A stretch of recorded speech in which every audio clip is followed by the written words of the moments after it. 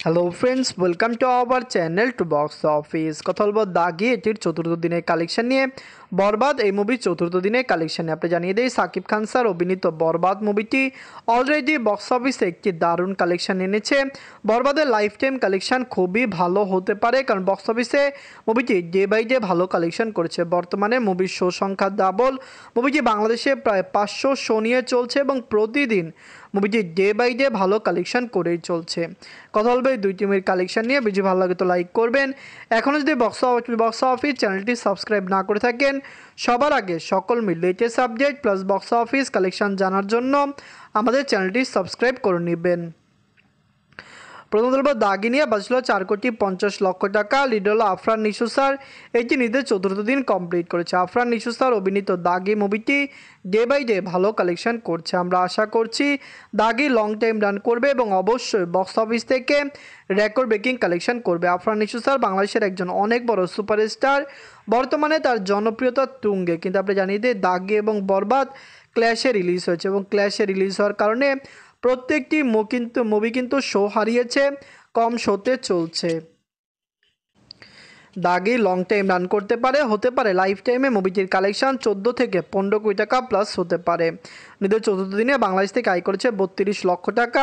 Total MA collection 1,57,00,000 টাকা। আপনি যদি এখনও দাগি না থাকেন, দেখবেন আফরান নিশু স্যার বর্তমানে বাংলাদেশের একজন সুপারস্টার বলা যায়। বর্তমানে তার মুভি চলছে, দর্শকরা তাকে খুবই জনপ্রিয়তার সাথে আপনারা জানেন ভালোবাসেন, দর্শকরা তার মুভি দেখেন।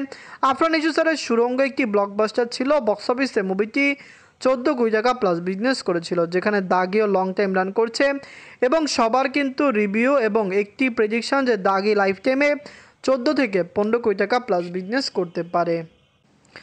এখন কথা বলবো বরবাদ নিয়ে বাজছিল 15 কোটি টাকা। লিড আপনারা জানেন global superstar Shakib Khan sir এটি নিজের চতুর্থ দিন কমপ্লিট করেছে। সাকিব খান স্যার বিগত বছরগুলিতে মেগা প্রজেক্ট নিয়ে কাজ করেছেন।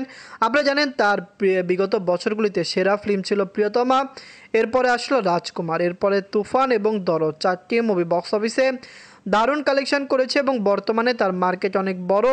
এবং বরবাদ যেরকম কালেকশন করছে, এরকম মানের মুভি যদি তিনি আরও তৈরি করতে পারেন, তাহলে বরবাদের পরও আমরা আরও ভালো ফিল্ম আশা করতে পারি। কিন্তু চতুর্থ দিনে বাংলাদেশ থেকে আয় করেছে 2,97,00,000 টাকা। টোটাল এমএ কালেকশন 10,88,00,000 টাকা। আপনি যদি এখনও বরবাদ না থাকেন, দেখবেন সাকিব খান স্যার অভিনীত বরবাদ মুভিটি কেমন হয়েছে, লং টাইমে কত টাকা আয় করতে পারে। আমরা খুবই আশাবাদী যে লাইফ টাইমে মুভিটি 70 কোটি টাকা প্লাস বিজনেস করবে। ওভারসিজ মার্কেটে যদি মুভিটি দারুণ কালেকশন করতে পারে, বরবাদই প্রথম বাংলা ফিল্ম হবে যেটি 100 কোটি টাকা প্লাস বিজনেস করতে পারবে।